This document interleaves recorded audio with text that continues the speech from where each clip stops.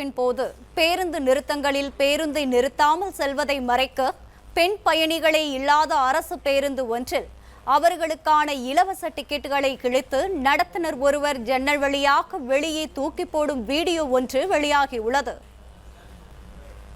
கூடுதல் விவரங்களுடன் இணைகிறார் எமது செய்தியாளர் பாண்டியராஜன். பாண்டியராஜன், வணக்கம். மேலும் விவரங்கள்.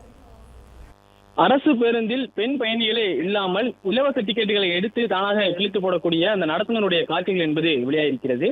அம்பத்தூர் எஸ்டேட்டில் இருந்து சென்ட்ரல் ரயில் நிலையம் வழியாக தீவுத்திடல் நோக்கி இயக்கப்படும் 7MX பேருந்தில் பெண்களுக்கு பயணம் செய்ய வழங்கப்படும் இலவச டிக்கெட்டுகளை நடத்துனர் பயணிகளே இல்லாமல் பெண்கள் பயணித்தது போல அந்த டிக்கெட்டை எடுத்து அவராக கிழித்து போடக்கூடிய இந்த காட்சி என்பது தற்போது வெளியாக இருக்கிறது.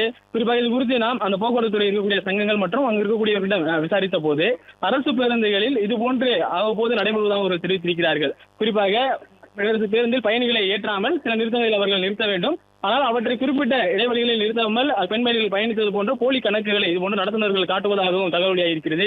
இந்நிலையில போக்குவரத்து துறையில் இலவசமாக பயணிக்கக்கூடிய பெண் பயணிகளுடைய எண்ணிக்கையை கணக்கு காட்டி போக்குவரத்து துறைக்கு தமிழக அரசு சார்பில் நிதி என்பது ஒதுக்கப்பட்டிருக்கிறது. பெண் பயணிகளே பயணிக்காமல் அந்த டிக்கெட்டுகளை கிழித்து போடுவது அரசுக்கு ஒரு நஷ்டத்தை ஏற்படுத்தக்கூடிய ஒரு நிகழ்வாகவும் பார்க்கப்படுகிறது. இந்நிலையில நடத்துனர்கள் இது போன்று அந்த டிக்கெட்டுகளை கிழித்து போடுவது தவறு என போக்குவரத்து துறை சார்பில் ஒரு தகவலையும் தெரிவித்திருக்கிறார்கள்.